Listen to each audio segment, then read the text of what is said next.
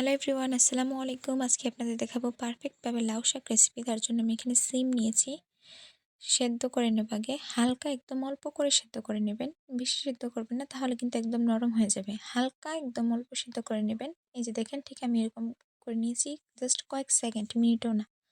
তারপর এখানে আমরা লাউ শাক দিয়ে দিচ্ছি।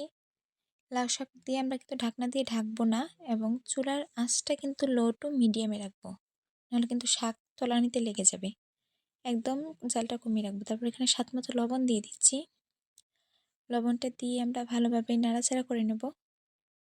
এই যে দেখেন, শাক থেকে কতগুলো পানি ছেড়েছে, জালটা কিন্তু কমিয়ে রাখবেন, নাহলে কিন্তু লেগে যাবে। তারপর এরকম ছিদ্রযুক্ত ছাঁকনিতে ঢেলে নেবেন।